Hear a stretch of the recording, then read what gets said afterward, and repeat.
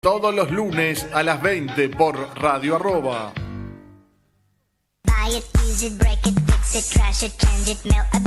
Arroba está en todos lados.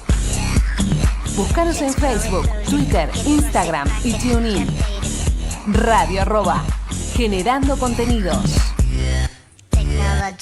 Fin del espacio publicitario. Seguí escuchando Radio Arroba.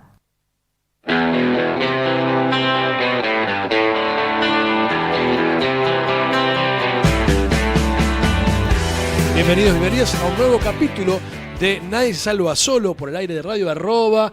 Gracias a Nicolás, nuestro compañero, nuestro amigo acá del otro lado de la pecera, operador. También a Nicolás, el dueño de esta casa, uno de los dueños que gentilmente nos abre las puertas y que en cualquier momento va a estar con nosotros para sacar unas bonitas fotos que después compartimos en redes. Y ahora quiero saludar, sí, a mi compañero, a mi amigo Darío Miranda. ¿Cómo estás, Darío? ¿Cómo andás? ¿Cómo estás, Mariano? ¿Todo bien? Bien, muy contento de un nuevo programa, compartiendo acá.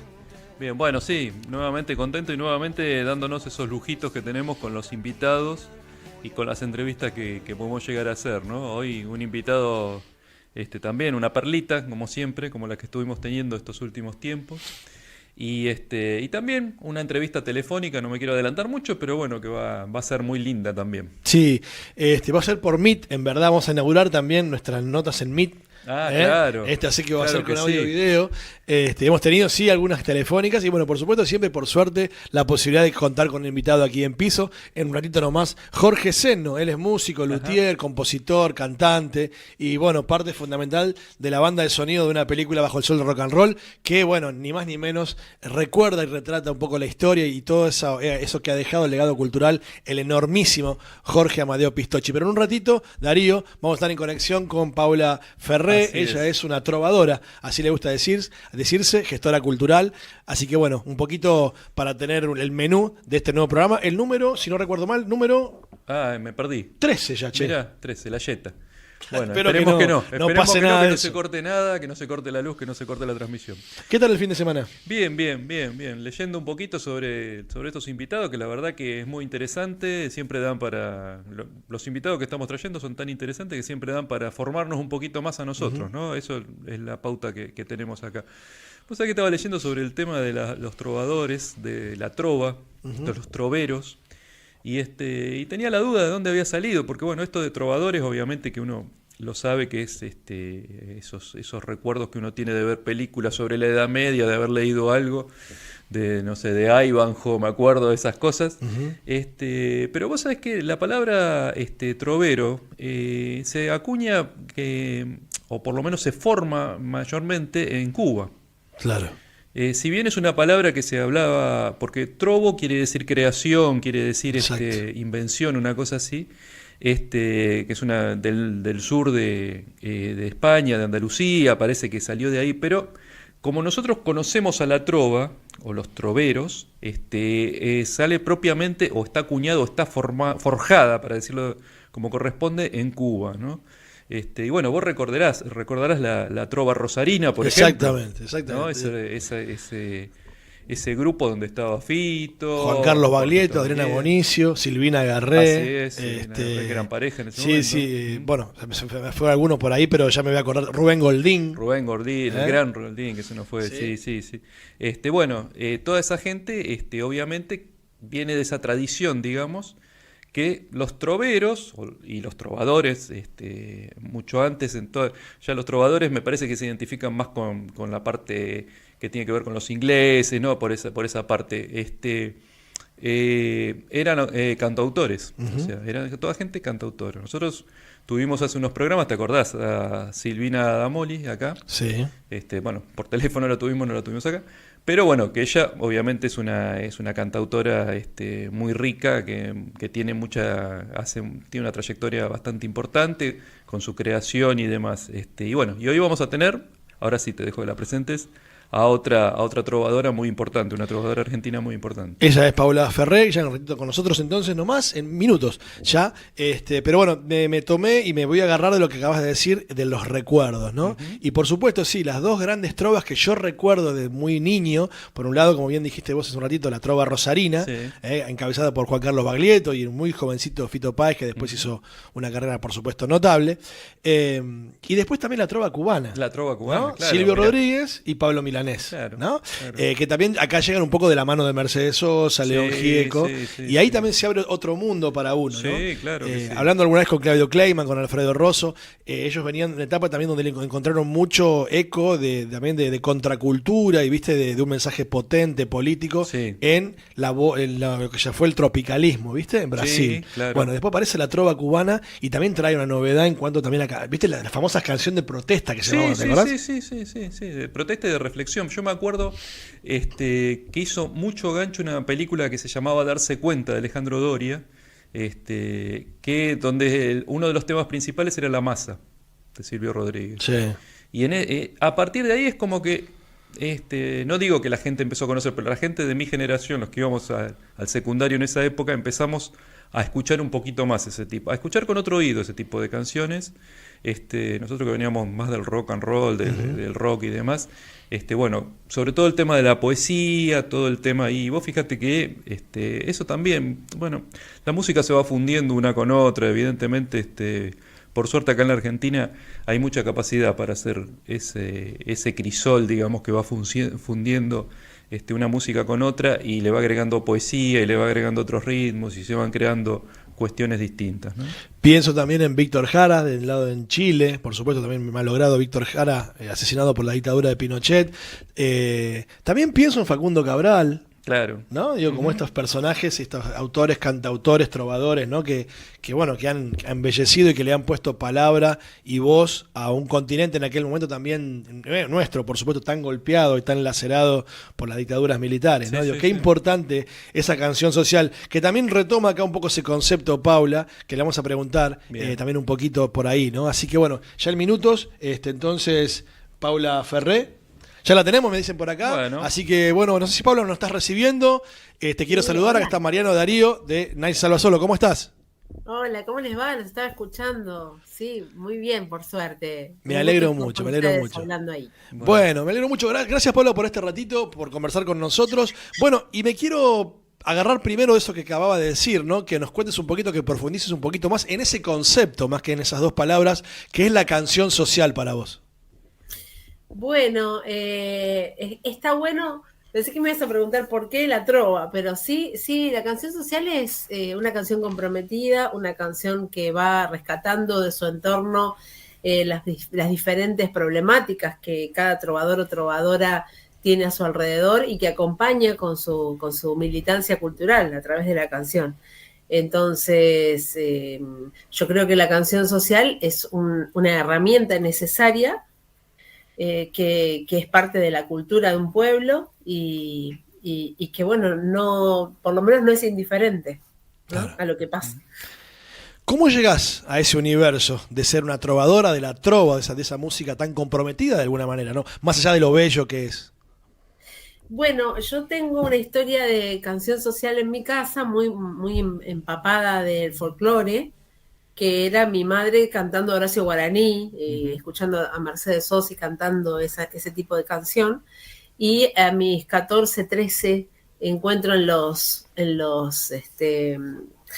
que eran los fogones de playa, la canción de Silvio Rodríguez, y ya decido que esa va a ser la vida para mí, ¿no? Y la canción que quiero hacer, que quiero componer, empiezo a componer a los 15 años, y bueno, a partir de ahí toda mi vida giró alrededor de la canción social. Esa es la canción que me ha identificado. Entonces, bueno, tuve la suerte de poder viajar a Cuba, conocer a los exponentes de la trova cubana, conocer a las mujeres cubanas organizadas. Entonces, también poder querer para mi vida la trova organizada, y por eso fundar Mujer Trova desde el 2013. Bueno, como que esa es la vida que yo elegí y el lugar en el que me toca a mí de algún modo cambiar este mundo tan injusto, ¿no? Desde ese lugar. Claro, claro. Hola, Paula, Darío te saluda. ¿Cómo estás, Darío? Bien, bien. Contanos un poquito de Umbilical, ¿no? La nombraste a tu mamá recién, cómo nos atraviesa eso, ¿no? Umbilical es un proyecto que nace como para mí, lo hice para mí. Uh-huh. En algún momento mi abuela cantó y yo le dije, abuela, te tengo que grabar, y no lo hice. Y dije, esto no me puede volver a pasar. Claro. Entonces mi mamá siempre cantó, entonces me puse a grabar con ella durante 10 años. El disco llevó 10 años de trabajo porque era un proyecto familiar, era para mí. Cuando mamá se enganchaba y tenía ganas, yo la llevaba a un estudio y grababa con ella alguna canción a 2 voces y la iba atesorando para una cuestión personal.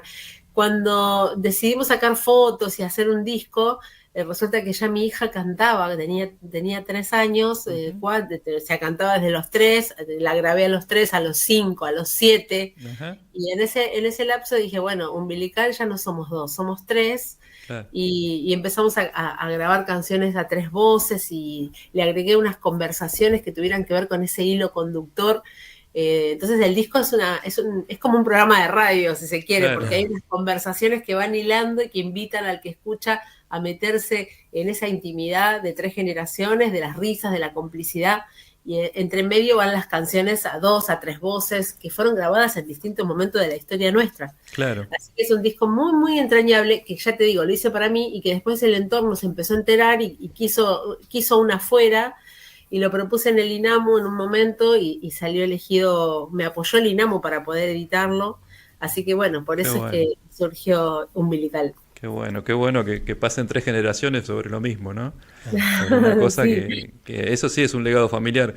Vos me contabas esto de no dejar pasar el legado familiar y me hace acordar a esa gente que los orientales, sobre todo, que se fotografían con los hijos, pero por ahí atrás tienen la foto del bisabuelo, ¿no? Entonces es una cosa atravesada por generaciones esto que hiciste vos. Sí, exactamente. Qué lindo, qué lindo. Exactamente. Así que bueno, la música atraviesa nuestro legado femenino. Sí, ¿no? Femenino familiar en este caso, sí, claro. Sí, qué lindo, qué lindo.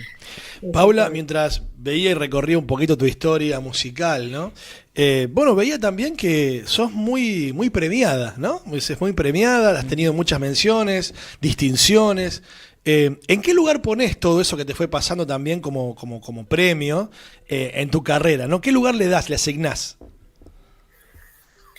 Mira, a mí me gusta la construcción colectiva. Yo creo que todo lo que pueda destacar mi trabajo, más que en lo personal, lo pongo en la posibilidad de poder plasmarlo en un colectivo, en que sea más, que nos destaque a todas, digamos. Y por eso la Fundación de Mujer Trova para mí es como el lugar ideal que alguna vez soñé, tener mis hermanas de la vida, el poder enriquecerme en el sentido estético, artístico, humano, y poder brindar todo lo bueno que me esté pasando también a ese colectivo.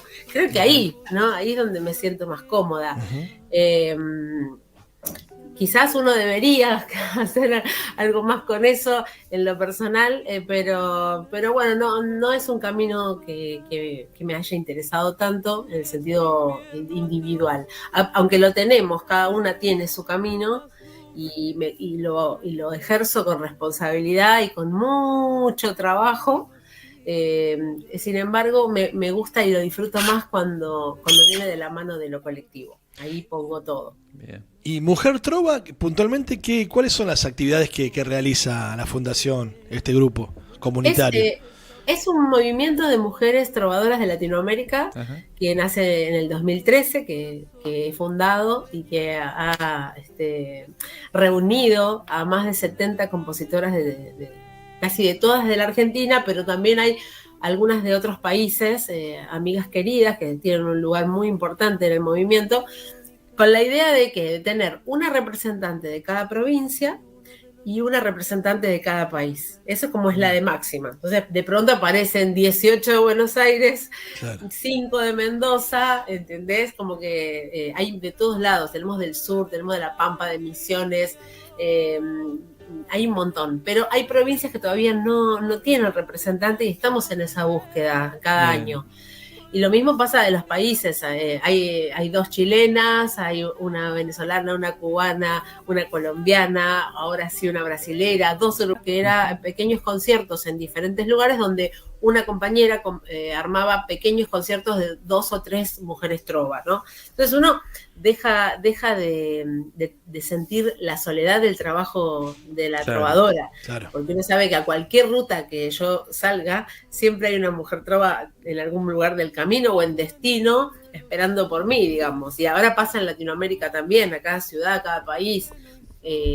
Hasta me ha pasado en España, que no está pensado para eso todavía, pero me ha pasado en España de llegar a mi gira, a la tercera gira que hice ahora en Barcelona empezó, y que llegué yo y mi guitarra no llegó, y yo tenía un concierto y estaba muy angustiada con eso, y había una mujer trova que se había ido a vivir a Barcelona y me dijo, yo voy a estar ahí a la hora del concierto con mi guitarra para salvar las papas, y eso fue emocionante, encontrarse en un tren con una compañera a 10, 12 mil kilómetros de diferencia y saber que hay un respaldo. Claro.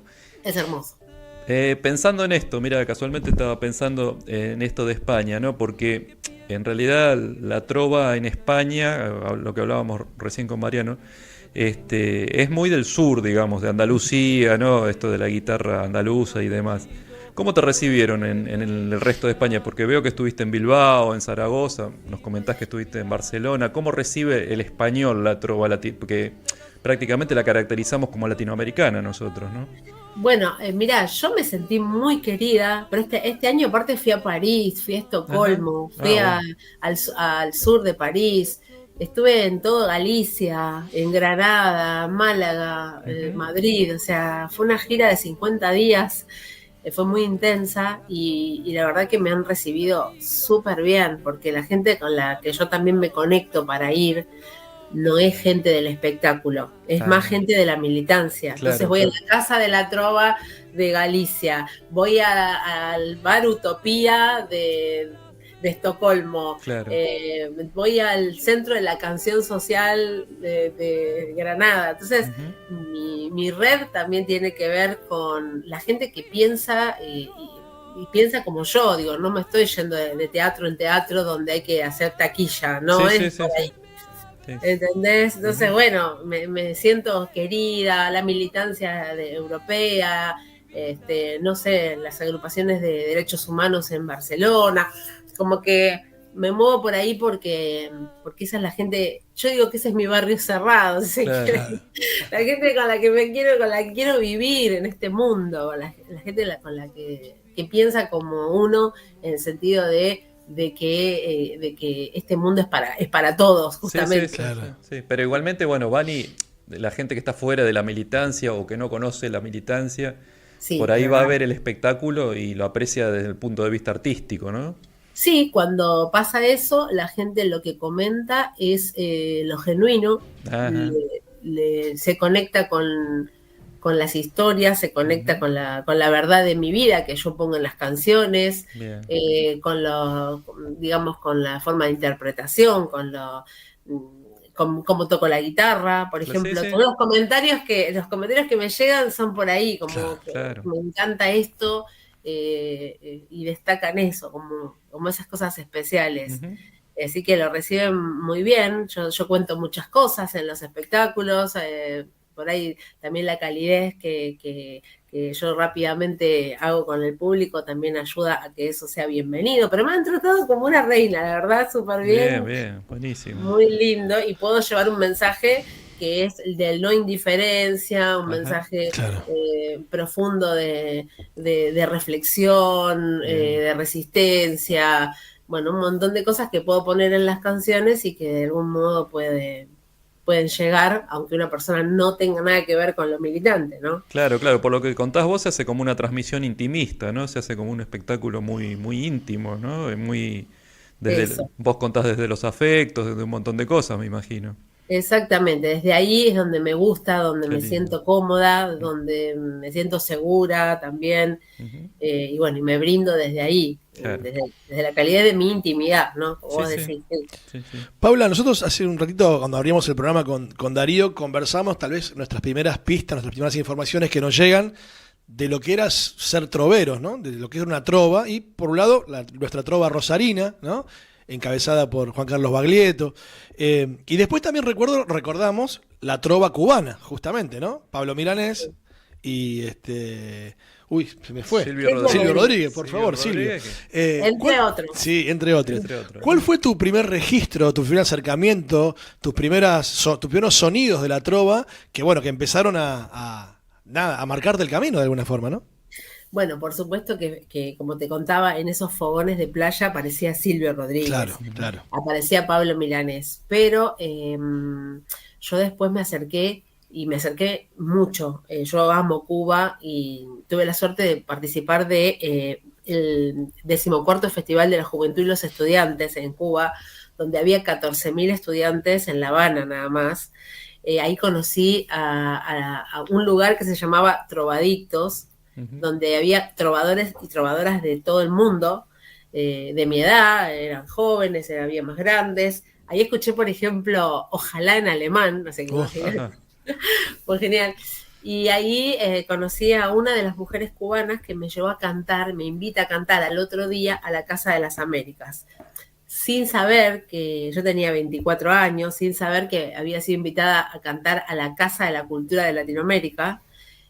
Voy y ahí Vicente Feliu era el anfitrión de la casa y él me invita a grabar en su disco Guevarianas. Ahí conozco a Silvio Rodríguez, allá en mi juventud.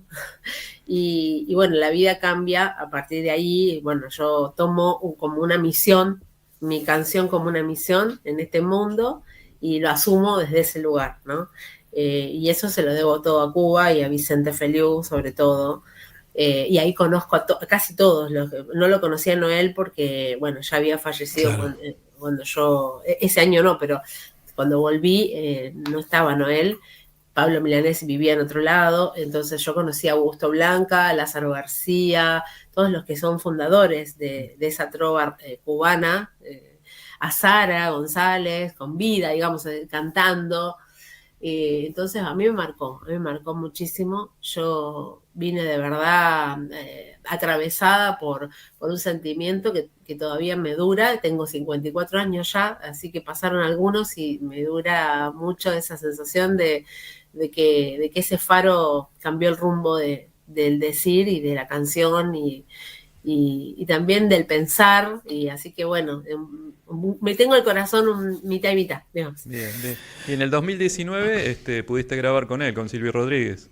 Sí, grabé una canción mía que la hicimos pidiendo la liberación de Milagro Sala en su momento. La canción fue incluida en la película Milagro porque tenía imágenes, o sea, la armó el director de la película de Milagro, Sí.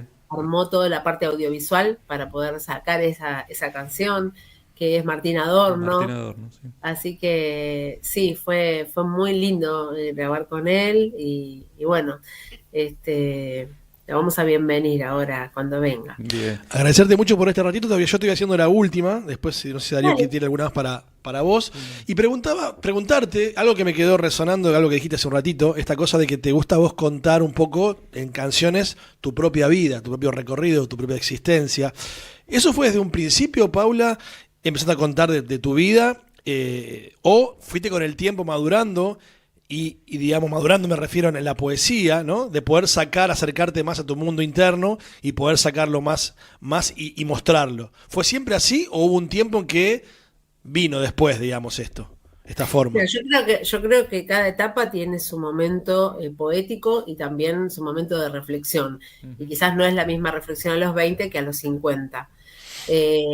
Pero yo siento que siempre fue así. Yo fui cambiando con el tiempo y esa reflexión fue cambiando y mi forma de hacer música fue cambiando por los procesos propios de cada persona. Pero la sensibilidad y la conexión con ese decir lo tuve desde muy chica y entonces, bueno, creo que que ha mejorado por ahí el arreglo de las canciones y demás, pero inclusive la forma de tocar, yo creo que como yo era profe de guitarra a mis 15 y después estudié jazz, estudié armonía, composición y tenía 18 años cuando estudiaba todo eso, Claro. digo, no es que yo con el tiempo, digamos, mejoré un montón como música, sí mejoré en el canto, sí mejoré como docente, que soy ahora, porque tengo mi taller que es el canto sincero, y eso fue un regalo de la vida maravilloso, porque paso unos momentos maravillosos con mis alumnos, pero siento que fue un proceso constante en mi vida, creer en la canción social, y darle un lugar de misión en mi forma de decir y de componer. Así que bueno, siempre estoy abierta a escuchar nuevas cosas, pero me cuesta un poco moverme desde el lugar porque estoy cómoda en ese lugar, soy en ese lugar, me siento plena en la canción como la hago. Entonces, bueno, voy contando cosas diferentes de la vida que me van pasando. Y voy también contando acerca de los procesos que veo o las cosas que quiero apoyar o las lecturas que quiero hacer. No sé, ahora tengo una reciente canción a Palestina, por ejemplo, y bueno, es una canción que no puede faltar. Tengo canción a los pueblos originarios y Costequi Santillán también, por ejemplo. Bueno, pero esa canción es Junio de Jorge Van der Mole, que la incluí en mi disco, pero sí, mi militancia tiene que ver con la interpretación de algunas canciones y la composición de otras. Yo también soy intérprete y me encanta porque hay tanto talento por ahí que necesita ser cantado que me da mucho honor ponerle voz a veces a autores y autoras que son destacados de nuestra música. Bueno, hablando de la trova rosarina, ¿no? Justamente. Claro, Jorge Van der Mole. Pero bueno, he hecho mi tema Ausencias, por ejemplo, que habla de todos los desaparecidos y esas fotos que hizo Gustavo Germano, donde está la foto repetida de una familia y falta el que fue desaparecido. Y yo hice una canción con eso, que está en el YouTube con las fotos de él. Como que tengo unas canciones que tienen que ver con los derechos humanos. Y también tengo canciones a mi hijo, ¿no? Cuando fui madre y pasó ese proceso. Claro. No es todo, digamos, hacia afuera ni todo hacia adentro. Son procesos, parte de mi vida, de la verdad, de la verdad de cada uno, ¿no? Está bien, de la verdad que tenés para contar. Yo te quería hacer una pregunta, por ahí no sé, no quiero incomodarte, ¿no? Pero bueno, vos siendo trovadora, paseaste, digamos, por un montón de lugares tu arte, ¿no? Perú, qué sé yo, Brasil, prácticamente no te faltó nada de Latinoamérica y también todo lo que anduviste por España. ¿Dónde te sentiste más cómoda? ¿En qué festival te sentiste como, digamos, como decís, bueno, yo acá encajo de una, no te costó nada, o te sentiste más cómoda por la recepción del público? Mira, mi forma de ser es bastante... es como que me puedo acomodar fácilmente a donde vaya. Si me tratan con respeto y con amor, yo voy y me acomodo. Me hago amiga fácilmente, por ejemplo. No me cuesta, digamos, los cambios de ciudades. Yo tengo mi corazón en Cuba. Bien. Eso es así, y donde vaya yo en Cuba me siento como pez en el agua. Yo ahí me siento como si en algún momento yo debería haber nacido ahí. Cuando se juntan esas guitarreadas de amigos y amigas y se pasa la guitarra y la canción que suena es la canción que sueño todas las noches, todas las mañanas, y que no encuentro muchas veces acá, aunque haya formado un colectivo de trovadoras y demás, no es esa canción exactamente. Entonces, bueno, me siento identificada ahí. Pero este viaje, por ejemplo, me han tratado en Islas Canarias de una manera que no me esperaba, que no sabía que existía la posibilidad de ser tan feliz en un lugar y que me trataran tan bien. Claro. Y en Estocolmo, que es un lugar que no conozco el idioma. De eso te iba a preguntar, porque una cosa es que te reciba un público que entiende el español, ¿no? Pero bueno, ellos que uno los ve que son tan fríos, que ve las películas suecas y están sentados en un bar, uno en una punta, otro en otro, que no se juntan para tomar un café. ¿Cómo te recibe esa gente? Lo que pasa es que yo fui a un colectivo chileno. Utopía es un colectivo chileno que está trabajando por derechos humanos en una fundación en Estocolmo, y fui a esa comunidad chilena, por ejemplo. Pero en Francia fui a un lugar que se escribe Troyes. Yo no sé si se dice Troyes o algo así, pero se escribe Troyes. y ese lugar había gente de toda Latinoamérica viviendo ahí. Entonces hice un concierto a sala llena, tuve un taller con mucha gente y algunos no hablaban español, pero el 80% sí. Entonces los otros traducían lo que yo estaba diciendo. Tuve un concierto con una traductora que hablaba francés y que iba contando las historias de las canciones antes de cada canción. Fue muy Sí. No, yo te lo pregunto porque obviamente no es inimaginable esto. Vos sabés el peso que tiene el tango, por ejemplo, en Escandinavia. Inclusive en Suecia misma había un tanguero que tiene una estatua y todo ahí en Estocolmo. No sé si le escuchaste esa historia. Por eso te digo, si vos vas con la calidez tuya, digamos, mirá la metáfora que me salió, ¿no? Porque llegar a un país tan frío con la calidez que vos podés tener con tu arte, digamos, debe ser como una cosa muy fuerte para ellos también, ¿no? Sí, la verdad que puede ser. También me pasó en Barcelona, por ahí son más fríos que los madrileños, claro, pero en Granada, como voy a un festival de amigos que quiero y con el cual, con Juan Trova, que es el que organiza los festivales en Granada, por ejemplo, hemos hecho un movimiento mundial del 11 de noviembre, decretar el Día de la Canción de Autor y Autora a nivel mundial. Entonces, como hay como gestaciones de cosas lindas que se hacen a través del Atlántico, ¿no? Claro, entonces, sí. Yo voy a ser recibida por amigos, amigas que se alegran de verme, como decía Fontana Rosa, ¿no? Llego y se alegran y sonríen y me abrazan. Claro. ¿Yo qué te puedo decir? Es mucha felicidad el viaje y las ciudades y vale el esfuerzo muchas veces de subirse a un tren y al otro día de dormir en una cama y al otro día subirse a un micro y viajar a otra ciudad. Vale el esfuerzo porque siempre hay un abrazo amigo o amiga que está esperando, ¿no? Así que yo sigo diciéndote, mi corazón está en Cuba y me identifica esa canción, pero la verdad es que soy una ciudadana del mundo, ¿no? Y sobre todo que para mí Latinoamérica no tiene ningún tipo de frontera. Para mí tengo amigos en más de 60 trovadores y trovadoras de 15 países que formamos parte de un colectivo llamado Dándole Cuerda. Y entonces yo donde voy tengo gente que me recibe y que recibo en mi casa cuando vienen a Buenos Aires también. Así que la red está armada, ¿no? Entonces uno no se siente solo nunca.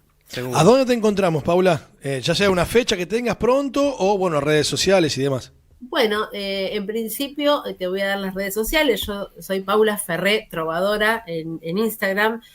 Separan con _ Paula Ferré Trovadora, así que me pueden seguir por ahí. Y después yo sigo con mi Facebook, porque la gente que me sigue a mí toda de 50 para arriba, así que seguimos con Facebook. Así es, seguimos con Facebook. ¿No? Nos vemos ahí, sí, claro. Nos vemos en el Facebook. Paula Ferré, tengo un perfil lleno, un segundo perfil, una página de Facebook que es Paula Ferré. Así que, y mis teléfonos, por ejemplo, mi teléfono es público desde hace más de 23 años, es público, está ahí, y cuando alguien me quiere llamar, escribirme un WhatsApp, va y me escribe. Perfecto. No tengo ningún problema en que así sea, así que, y estoy acá en este lugar que ustedes están viendo atrás mío, que es la Casa Museo de la Trova Argentina, que fundé en el 2016, junto a Teresa Parodi, que vino a inaugurarla, que hice acá en mi casa y que hago conciertos una vez por mes. Mitad de año no hice por la gira, pero una vez por mes, y han venido acá Cecilia Todd, Liuba María Evia, Vicente Feliú, Teresa Copani, bueno. Bien. Acá en casa se arma, digamos. Este es el lugar de la trova. Bueno. Agradecerte por este ratito con nosotros, Paula, de verdad, ¿eh? Bueno, por favor, un gusto hablar con ustedes. Bueno. La agradecida soy yo de que difundan esta música. Y bueno, les mando un abrazo grande. Gracias, Paula. Otro para vos. Gracias. Ya Jorge Seno con nosotros. Dale.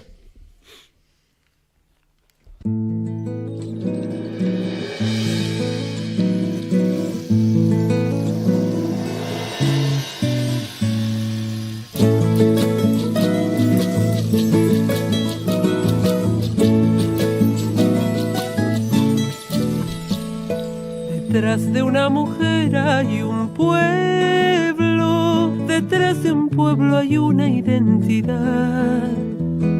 En sus entrañas gesta el futuro, nos queda defender a lo más puro, resistiendo hace más de 5 siglos los ataques del colonizador, poniendo como escudo sus sentidos, su fuerza, su latido y su valor.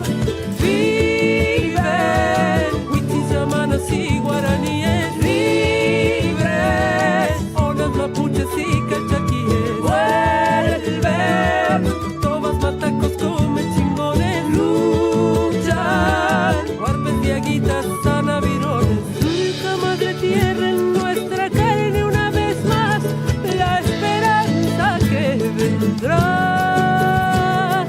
Espíritu libre indígena que va, espíritu libre indígena que va.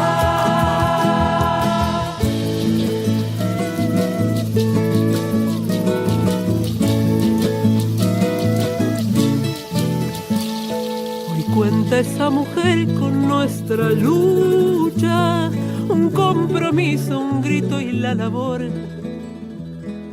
detener urgente sus... Segundo bloque de la palabra. Dale otra vez. De la palabra. Nadie Nadie salva salva solo, solo, dejá, señor. yo te rescato. Tengo dos programas de rock y se me mezclan, Jorge. Bueno. Es un pulpo.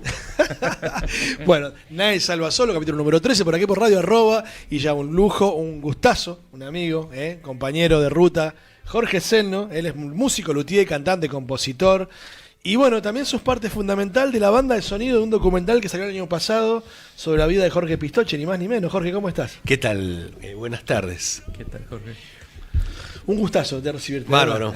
Bueno, nada, vamos a empezar por el comienzo. Y Dale. algo que hemos hablado un montón de veces, que hemos compartido también, así nos conocimos. Así nos conocimos. ¿Cómo lo conociste a Jorge?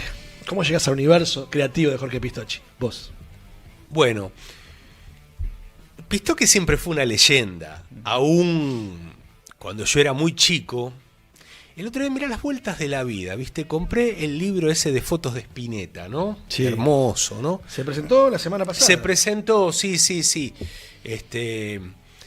Yo no pude ir a la presentación, pero nada, lo que quería decir muy brevemente, ¿no? Que lo voy a buscar y a pocos metros hay una placita chiquitita, triangular, en el Cid Campeador. Sí. La primera vez que yo fui a cambiar discos un domingo a la mañana, era un nene, tendría 13, 14 años, fue en el Cid, porque era la época de la dictadura que nos rajaban de plaza en plaza. Y ahí lo conocí a Pistochi, pero no lo conocí, digo, era una leyenda, aparte de nosotros éramos un tipo grande ya, ¿viste?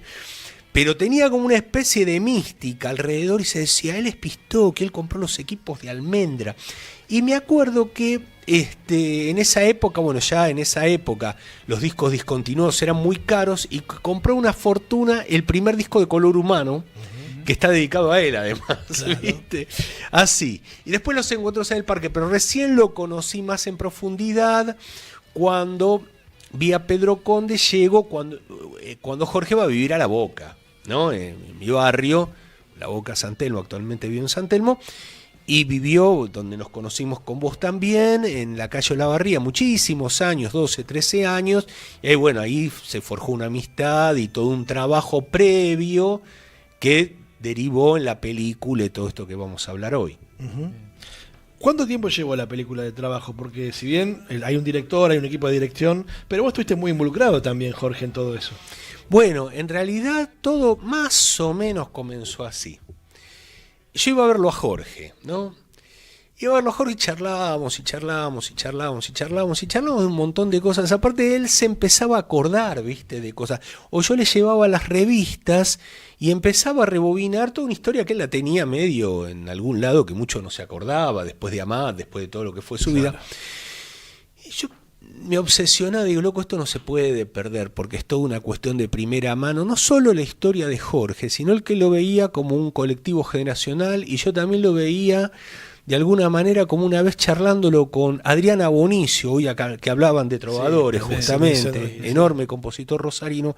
Me decía, siempre la cultura argentina tuvo por llamarlo de alguna manera, un lado B, ¿viste? Claro. El grupo de Boedo siempre tuvo algo que fue como lo contrario a la cultura oficial. La contracultura Y que que siempre nos habló, se claro. contó el cuento desde un lado. Claro. Y el rock era la historia de contar la otra historia, era época de contar la otra cara, ¿viste? Claro. Que fue también un poco la idea. Entonces empecé a entrevistarlo a Jorge, pero con grabador, ¿viste? Y él se empezó a dar manija y empezó a escribir un libro de entrevistas que me puso como entrevistador, ¿no? Y yo después lo leía las preguntas. ¿Vos pensás que el primer peronismo tuvo influencia? Sí. Jorge, te pregunta tuya, no es pregunta mía, no me pongas acá. Escribí vos el libro, loco. Y bueno, ahí escribí un trabajo maravilloso que espero que algún día se pueda editar, que trabajó hasta su último día. Y paralelamente a eso, yo soy muy amigo de la gente de Mascaró Cine. Pero para, ¿eso lo tenés vos? ¿Eso que escribió Jorge? ¿Lo tenés vos? ¿Lo tiene alguien? ¿Sabés dónde está? Lo tiene, sí. Yo okay, lo tengo, okay. Pero eso es propiedad de los hijos. Claro. O sea, pero está resguardado, digamos. Se podía el día de mañana, si alguien toma una decisión. Eso es propiedad de los hijos. Perfecto. ¿Por dónde íbamos? Perdón, Mascaró. Que no sé la gente Mascaró. Bueno, entonces nada, hablo con mis amigos, che, loco, vamos a filmar a Pistoki. Tienen las cámaras, qué sé yo, vamos el sábado, hablamos con Jorge y todo esto. Filmémoslo, porque aparte, bueno, vos sabés bien, estaba muy jodido de salud, sí. Tuvo muchos años de internaciones, problemas de salud graves. Vamos a dejar testimonio. Y ahí filmamos, hasta un punto, después Jorge se rayó, después se amigó, ¿viste? La típica. Sí, claro. Y eso quedó, o sea que estamos hablando 2012, claro. ¿Viste? 2012-2015, Jorge fallece en 2015. Luego, en algún momento, Rubén de León me plantea que él iba a escribir una cantata que quería que yo musicalice, que quería que hagamos juntos una obra sobre el pensamiento de Pistoki, no la cuestión cronológica puntual, sino los temas, como escuchaba, la refinería, la contaminación, los pueblos originarios, qué sé yo. Lo que hablaba en la expresión imaginaria. Lo que habló toda su vida. Lo que habló toda su vida. Y de alguna manera, viste, cantar una cosa con un contenido, viste, que yo siento que en gran parte se vació un poco de contenido todo, en general. No hay como una cuestión donde ves que refleje tu tiempo lo que está diciendo, ¿no? Bueno. Y bueno, ahí vino otro trabajo larguísimo de composición, de laburo, que empezamos a grabar antes de la pandemia, que participaron 22 músicos tocando, más allá de los instrumentos virtuales que pusimos, 22 personas que tocan y cantan, y que ahora vamos a presentar, se va a editar en formato físico y vamos a presentarlo en vivo el 6 de septiembre.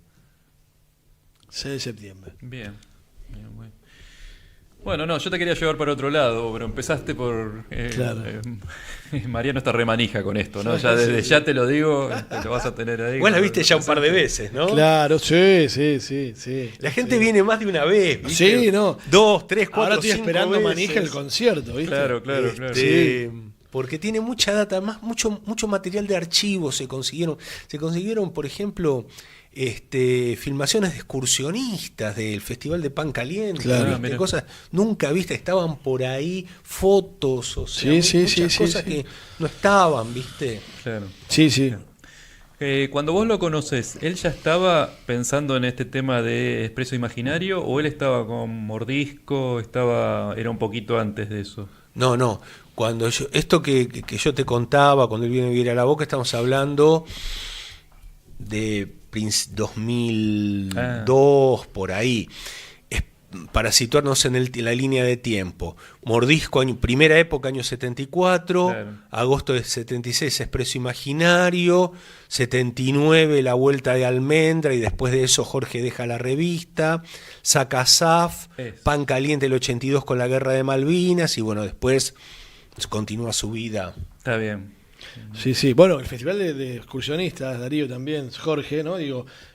cuando uno también revisa el line-up, ¿no? El listado de músicos que había, desde Los Redondos hasta Alejandro Medina, Willy Quiroga, Celeste Carballo, Los Abuelos de la Nada, digo, una cosa... Alguien que vamos a tener acá el lunes que viene, bueno, también. Sí, muy amigo tuyo, Claudio Gavis. Claudio, bien, claro que sí. Sí, Claro que sí. No, digo, también eso. No, mira, yo te digo, sí, ahí había 3 figuras convocantes ese día, que eran Gieco, Nevia y Piero. Claro. Esas fueron las 3 figuras grandes. Vos decís los abuelos de Granada. Los abuelos de Granada fue después. Claro, sí, sí. En no, ese Los Redondos momento lo mismo, fue digo, una de 82. sus primeras presentaciones. Claro. Lo que pasa, no te digo que eran desconocidos porque estaba Miguel Abuelo, había una expectativa. Pero convocantes fueron ellos. Claro. Obviamente el resto también, cada uno llevó lo suyo. No estoy Sí, La Fuente. subestimando a nadie. Pero quiero decir, claro, pero la convocatoria de La Fuente estándar, qué sé yo, serían, por decirte mucho, 500 personas. ¿Viste? Claro. En un estadio, loco. Sí, sí, Claro. sí, sí. Sí, Y sí, un sí. estadio no muy popular, digamos, no muy convocante, porque hoy en día lo pensás, decís, el estadio excursionista, ¿viste? Qué bueno, qué bueno. No creo que ni antes ni después se hizo nada ahí. No. Fue una especie de cosa extrañísima que se le ocurrió a Pistoki, ¿viste? ¿Cómo se hizo la selección de músicos que son parte de la banda de sonido que van ahora a hacer justamente el show del 6 de septiembre? Bueno, esa es una muy buena pregunta, porque aparte de mi banda estable, que son los Gemelos Verdinet, con Facundo López Burgos y Lechuga Beckerman, y obviamente Rubén, que canta, Claro. es la voz líder en varios temas,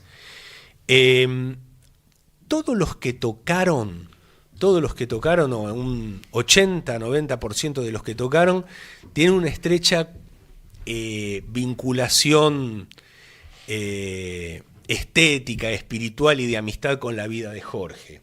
El caso de Enrique Avellaneda, cantante de La Máquina. Jorge fue manager de La Máquina. Claudia Puyó, que no hace falta presentarla y es un sello de rock argentino. Claro. Toda la gente que grabó tiene esa onda, digo. O sea, nadie grabó que no tenía nada que ver, excepto por ahí los vientos, que ya viento es más difícil porque tenés que contractar una sección, Claro, ¿viste? Pero después grabó toda gente que estaba como muy involucrada en la cosa, ¿viste? En la peli también está Miguel Cantilo, por ejemplo. Miguel Cantilo, por supuesto, la voz de Cantilo. Bueno, muchísima otra gente. Está Nuria Martínez en vientos, Virginia Álvarez y Astrid Motur en cuerdas y arreglos de cuerdas, de vientos. Mucho trabajo, mucho trabajo. Ahí grabamos una milonga con Luis Borda en guitarra. Lo nuevo, lo que no está en YouTube, lo que vamos a presentar. Un coro gospel con Viviana Dallas y Marcelo Ponce. En armónica Franco Capriati, un genio de la armónica, sí, rosarino, sí, sí. Muy amigo mío. Bueno, una gran... Y los tambores, Candamia, todos los de La Boca, África claro. Ruge. Claro. Espero no olvidarme de nadie, porque son muchos, viste, aparte de diferentes épocas, pero las fotos las hizo Laura Tenemos, María Garbarino. Muchísima gente trabajó en este proyecto, muchísima gente, ni que hablar todo el apoyo que recibimos de los amigos de Mascaró, también para la grabación. Uh-huh. No, entrele. Dale. Usted está manija con muy eso. Bien, yo lo veo venir. No, ¿cómo crees? Un poco te lo decías recién, Jorge, pero ¿cómo crees que se lo recuerda Jorge, y cuánto más también crees que hay que seguir reivindicándolo, ¿no? Haciendo docencia un poco, porque son esos personajes como Miguel Grimberg, ¿no? Como tantos grandes que han dicho, han puesto palabra también a toda la cultura rock más allá de la música, ¿no? Con ideas, ¿no? Con proyectos. Bueno, en el caso de Jorge, con publicaciones. Uno también pensamos en la Bon Street, por ejemplo, como otro hecho también. Amat. No tiene que ver, ¿no? Amat, ¿sí? En un momento no lo dice Coco Romero en la película cuando filmamos, ¿no? De que acá hubo gente que tuvimos la suerte, ¿no? Que más allá de los músicos le dieron un profundo contenido a nuestra cultura rock, ¿no? Gente como Miguel Grimberg, como Pistoki, en su momento todo lo que fue Vitale, Dombi, ¿no? Con claro. Mía, Soto, sí. Y eso fue Rocambole, que es mucho más que un dibujante Rocambole. Claro. Y todo eso le dio un contenido diferencial. Vos fijate que en otros países no pasó eso, ¿no? Uh-huh. Creo que todo tiene que ver con todo, que son procesos culturales, un poco lo que hablábamos hace un rato, que no que tiene que ver con un país con educación pública, un país, una generación que se alimentó bien, ¿viste? Claro. Todo tiene que ver con todo. Por algo se ataca donde se ataca, claro, ¿no? Claro. Pero bueno, no solo lo que hizo Jorge, sino su ética, ¿viste? Su coherencia. Y eso también le trajo muchas complicaciones, ¿viste? Claro. O sea, pasó a ser en determinado momento un espejo en los que mucha gente no se quería ver, ¿viste? Claro. Y desde ese punto de vista también es bueno acordarse, ¿no? Porque no necesariamente toda la gente que ayudó estuvo con él después, ¿viste? Claro. Y vos sabés de qué estoy hablando. Sí, por supuesto. Yo una vez le pregunté también un poco en esta línea, ¿no? De cómo él se pensaba y cómo se veía. Él me decía siempre, a mí me gusta pensarme como un lumpen proletario, decía, ¿viste? ¿No? A él le gustaba como esa frase de cómo definirse, ¿no? Esto siempre desde los márgenes, pero sí, también entiendo esto que decís, y digo, de vuelta, ¿no? Lo quiero poner y lo quiero hacer como que con énfasis, Jorge, digo, sobre todo en este tiempo también está bueno, ¿no? Digo, resaltar la figura de Jorge, ¿no? No, y insisto, la coherencia, ¿viste? La ética, porque es donde no se puede ir con ningún tipo de argumento en contra, ¿entendés? Hace un rato, ¿viste? Yo me escuché toda la entrevista anterior y se hablaba de los trovadores, y me acuerdo que una vez le preguntaron a Atahualpa Yupanqui, ¿viste? Si las canciones cambian el mundo o algo así. Y el tipo dijo, las conductas cambian el mundo. Claro. ¿Me entendés? Claro. Entonces, bueno, trayéndolo un poco acá, lo que sostuvo a toda la obra de Jorge fue su ética. Claro. Fue su ética. Claro. Y aún en situaciones súper al límite, lo que me parece totalmente, entre tantas otras cosas totalmente reivindicable, fue su coherencia, fue su integridad. Claro. Y eso es lo que hay que traer acá, me refiero también, claro. Además del recuerdo del amigo, del prócer, del editor, del periodista, del organizador social, sino que fue lo que... una de las últimas cosas, ahora ya entramos en un terreno muy íntimo, ¿viste? Una de las últimas cosas que me dijo, me acuerdo que ya estaba acostado, ¿viste? En un colchón, una cosa así, en un penúltimo día, una cosa así, y me hablaba de los viejos anarquistas, me decía, lo más difícil es tener una línea entre lo que se piensa, lo que se dice y lo que se hace. Claro. ¿Viste? Claro. Sí, yo recién cuando hablabas de la ética yo te iba a decir, porque la ética si no va acompañada con el talento, o sea, vos podés ser muy ético, tener una conducta, y evidentemente un tipo talentoso como él supo llevarlo con ética. El otro día hablábamos con, no me sale el nombre del macoco que vino. Gabriel Wolf. Y decíamos, el tema, Mariano le preguntaba si en algún momento habían querido comprar a los macocos con mucha plata, digamos, con una... Pero esto de la autogestión, que ellos claro, siempre... por hablando de la autogestión, ¿no? Y lo que decíamos acá era, bueno, vos podés tener toda la guita del mundo, pero si no tenés talento, y si no tenés ética, si no tenés una línea de conducta, no vas a poder llevar adelante un proyecto verdaderamente talentoso, digamos. Sí. Esto pesado de la renuncia también, ¿no? Esto que hablamos, desde un fangote de guita, sí, digamos, ¿no?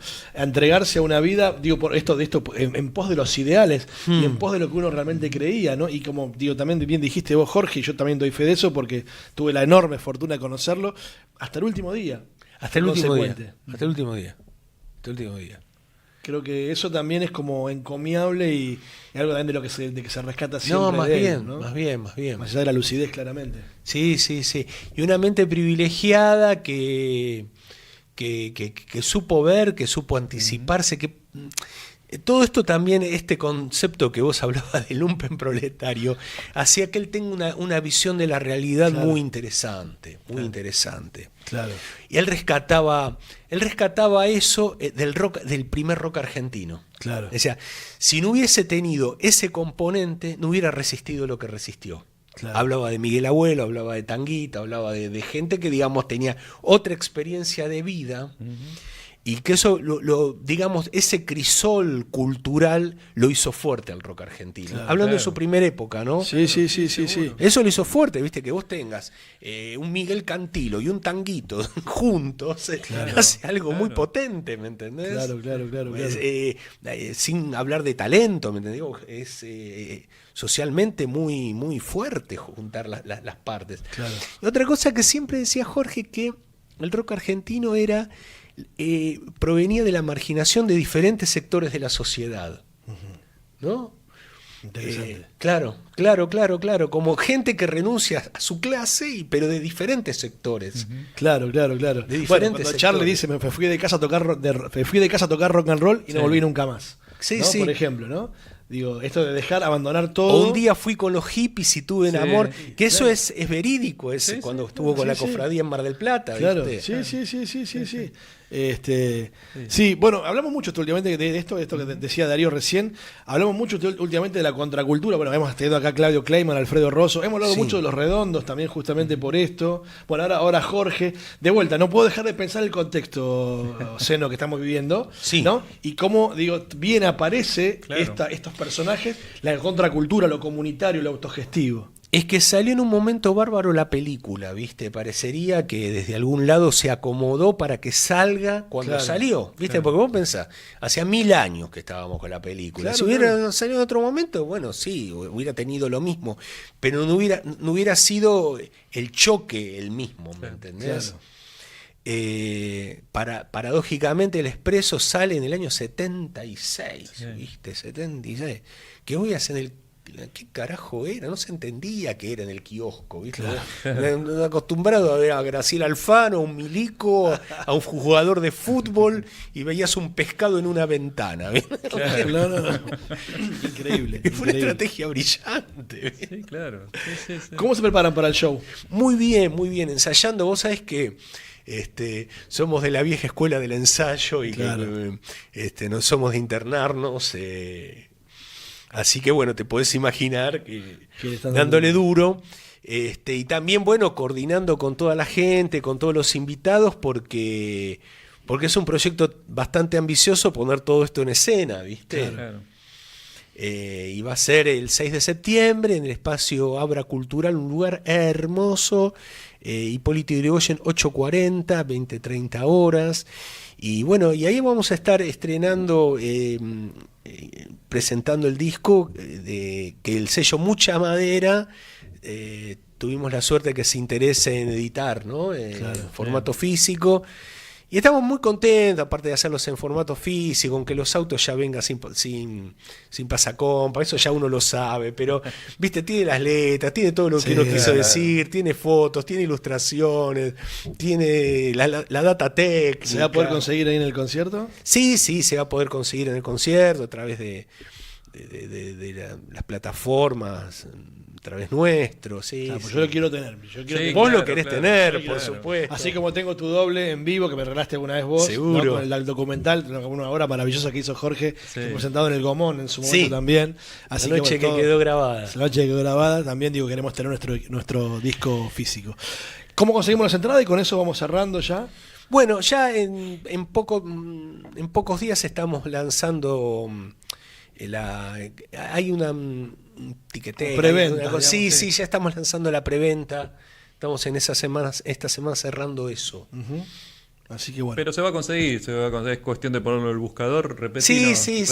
Jorge, el día y el lugar. Es el sábado 6 de septiembre en Espacio Obra Cultural.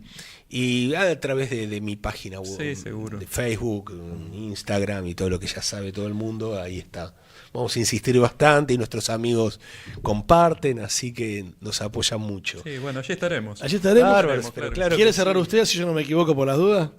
Bueno, vamos a cerrar entonces. Muchas gracias, Jorge. No, muchas gracias por a tu ustedes presencia. por invitarme. Bueno, gracias, Mariano. Entonces vamos cerrando con Nadie se salva solo. Otra semana más y aquí estamos en el aire. Gracias. Chao, gracias, Jorge.